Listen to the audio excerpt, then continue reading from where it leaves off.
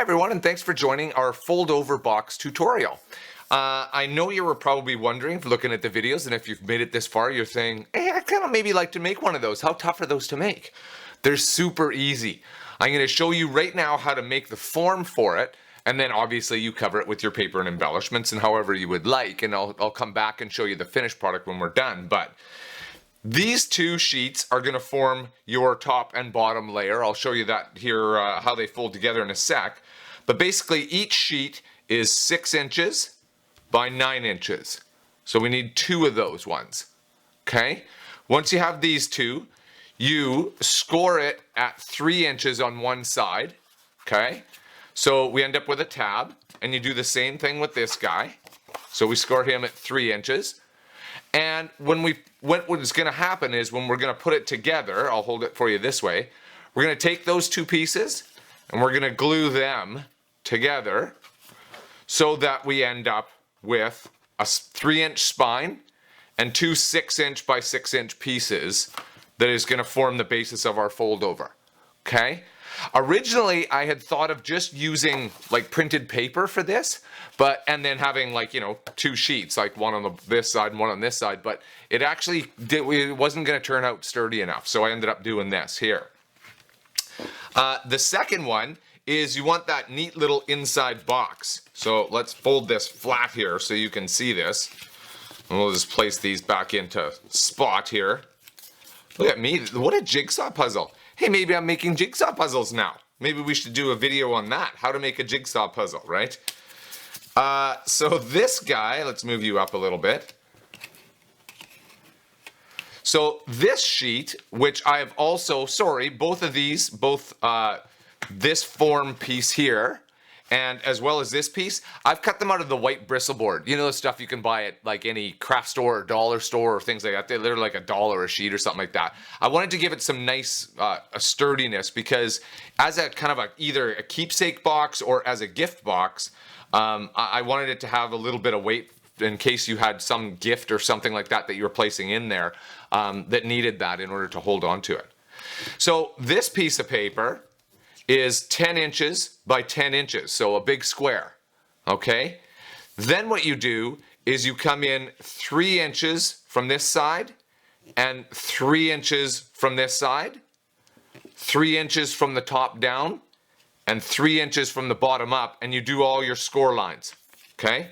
So once you've got that all done, as you can see, I've cut out these triangle pieces, and once the triangle pieces are out, and we can see this, so you cut them out in the shape that kind of makes it look like a pinwheel, I guess, right? So you know, okay, which side do I cut here? Basically, if you're lost and you're thinking, okay, which side do I cut again? All that's going to happen is when you fold these over, so that you make, so that you have your score line there, so you're going to do this. As you can see from the camera angle, you can kind of see how this is going to fold up. These are just tabs. So this triangle here, it doesn't matter. You could have cut this larger, you could have cut it smaller if you wanted. That really doesn't matter. All that you're trying to do is make tabs for the box so that when we fold it up, see if we can do this. Oh, folks, look, now there is professionalism, right? A guy can fold it up. So at the end of the day, we're going to fold it up like this, okay? It's going to be all glued together before we put our papers on, okay? And then, when this being our base, as you can see, oh, look, I had to let it go. There we go. As you can see from the top down there, you can see how that's going to fit nicely on there. And then the top is going to fold over top. So that's it. That is our form. So run off, like I'm going to do. Run off, make yourself a card form. Then come push pause and then come back and I'll show you the finished product works and I'll explain how I put it all together. All right, welcome back, and here it is, folks. Yes, yes, yes. Look at how it turned out. We've used our bundled Lavender collection. It's one of our latest releases right now, and I just love working with this kit. The softness in the papers, like just the beauty of it all. It has such a delicate and elegant feel to it that it was just so easy to work with. Everything that you see here, this heart, this tag with all the wording on it, this stamp, All that is from our bundled lavender collection. I didn't do anything. I didn't add anything to it. You get those in the kit. Same thing with the papers. On the top here, I actually layered a paper in behind just to give it kind of that dark border, and you'll see why in a second when you get to see the whole box. And then I layered my paper inside the white one. Again, this is something that you can do. I've shown you how to do this. Even if you're not digitally savvy, you can do this in Microsoft Word. You can do this in some of the Mac programs. Or if you are a little bit, trying to be a little more digitally savvy and computer savvy, and you have Photoshop Elements, or you have GIMP, or one of the other programs like that, this is super easy to do. I've also layered on this frame, this purple frame in the background, which you get in the kit as well, and put in a sprig of flowers. I wanted to put those on first. Obviously, the sprig of flowers, too hard to cut out, right? That makes it very, very difficult. But the frame and all that kind of stuff, I didn't want things to get quite too high, but after making it, you thought, geez, maybe it would have been kind of interesting if I had the frame raised first, then had this raised, like it actually could have given a nice effect. So, hey, word to the wise, when you make yours, maybe it's a better idea to do it that way, right? So the only other things I've added is, obviously, I've added a nice diamond kind of thing from our stash and some flowers from Wild Orchid Crafts just to finish it off. Now I'm going to zoom in real close here for you so you can see the detail. I wanted you to see the detail. For those of you that don't have cutting machines just yet, but you're thinking about them, or you're saying, I don't know if they're really worth the money, because let's be honest, they are worth a little bit of money. See the heart? See how it cut out this lace? It actually did all that for me. I used that to cut out the Cricut, to cut that out. And look at the job that it did. Isn't that amazing? That it's something that you can have at home will cut that out like that. Now, since we're up close, look at the detail in that journal card. Like the flowers that Mary Fran made, the lace here, beautiful. Same thing on the stamp. Let's just zoom in a little bit again here and give you a little bit better look. The same thing on the stamp here. Like, look at how detailed Mary Fran's papers are. The writing, everything about it, right? It just turned out amazing, I think. Like, Mary Fran really can make a kit. She just has that eye for it. That's not me. I don't have that. That's why I'm relegated to arts and crafts. I'm a little different part of this business here. But if you're looking for that pretty paper, and the nice thing is this can be for any occasion. This could be for a graduation gift, especially this time of year. It's June. Graduates, whether that be from high school or even elementary school, whatever. This fold-over box would be a perfect thing for a graduation gift. It could be for an anniversary. It could be for an engagement. It could be for a wedding. It could be for a birthday. This kit is so multi-use. You can use it for anything, right? And like I said before, it does have that great touch of elegance. Now, before we open the inside, I showed you in the form how we folded this over. I'll just go to the back here.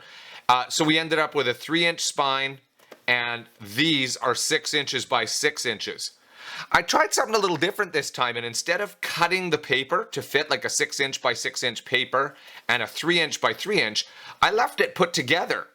So that you can see, when I folded it over, it actually worked out really well. I didn't have to trim, I didn't have to anything, but it made for a nice spine here so you don't have any exposed edge. Just one of the things that I kind of figured out or tried, right? Here's the bottom of the box, and as you can see, that's what it would have looked like because of the white bristle board that I used to make my form. That's what it looked like if you would have done a 6x6 just sheet of paper, right? So, hey, there's just something for you. So on the face of it, I'll flip it up so you can see, obviously tied with a nice ribbon. When you place your ribbon in, hint, hint, I had the foresight to do this. Glue your ribbon onto your bristle board form before you glue your papers on, okay? So that way it's all hidden underneath here. Don't choose something that's too thick because you'll have that bubble there then as well, right? And as well, I actually glued my papers onto my form. Let's just open this up and make sure that I'm still in view here. Let's go this way for you. I glued these papers on before I glued these two form pieces together. Remember there's a glue space in the spine here that we had one folding up and one folding down. Before I glued those two together to join this as one piece, I actually glued my papers on. It made it a little easier to glue, okay? And so here is the inside. Obviously, this is why I used a darker shade on behind, is because we have the dark purple in the inside. Here is our box. Again, I'll kind of do this so you can see it. Here's the exterior of the box, right, that is inside, right? I've actually made all four the same side. And there's the interior. So the interior I made using our, here, I'll try and get some light on it here properly for you. This is our quilted background paper, which is in the kit. I've put the same one in the bottom as we've used on the very top here on this paper. I just thought it looked nice or whatever. And when you glue the box down, as you can see, the box ends up being 4 inches by 4 inches when this form is all glued together. So for your sizes, for what paper sizes you need, this is a 6-inch by 6-inch. This is a 3-inch by 6-inch, and obviously a 6-inch by 6-inch again. Or, like I said, I printed it off as a 9-inch by 6-inch and then just scored it, glued it on, and I kind of like the way it turned out. If I was thinking, I actually maybe would have gone the other way, put that piece of paper this way so you didn't see this one here, but I don't know. Potato, potato, right? As far as the little box goes, each of these pieces of paper, each of these, this is 4 inches wide and 3 inches tall, okay? That's for both the outside papers and these inside papers, okay, to do the inside of the box. And the one at the very bottom is a 4-inch by 4-inch square. So, folks, check it out. Now you see, by having a 4-inch by 4-inch square, you have quite a bit of room in here in order to place a gift. So whether that is, even say somebody like, okay, let's just talk graduation for a second. Let's say that was a watch, or maybe it's somebody's retirement, or you're going over to, or it's a wedding gift or something like that. You certainly have the room in order to place, you know, I'm not sure with weddings. Like if you're buying them a toaster, this is just a tip. You know, I'm not a professional, but I don't think the toaster's gonna fit. So maybe a different gift for that one, right? But this box was so much fun to make. You know, this is something that you can make in a morning or in an afternoon. It's a couple hour project, 2.5 hour project. It's not a lengthy thing. Very fun to do, and look at the results, like just stunning. Last thing before I let you go, bloopers reel. I'm thinking maybe one day we should do a bloopers reel, because if you look at the box actually faces like this way, right? Well, look at which way my thing goes, right? Kind of botched that up, right? So pay attention to that. Like, you know, obviously I didn't. So, but maybe one day we'll have a bloopers reel and we'll show all the funny things that we do when crafting happens. Because you know what? Isn't that part of living and learning, right? We all have to do it. So thanks again for tuning into our video. Again, this is our bundled lavender collection where you can find it in our store. Please give us a thumbs up if you liked the video. Leave me a comment. Let me know what you thought of the box. Let me know what you thought of the idea. If there's something else you'd like to see a tutorial on, please let me know. Obviously, I want to do things that are of interest to you, but also to help you learn or whatever. I'm more than happy to do that. And I hope that you'll subscribe to our channel so that you'll be made aware of any time a new video is placed up. Thanks again, and I hope you'll make one of these for yourself today. See ya.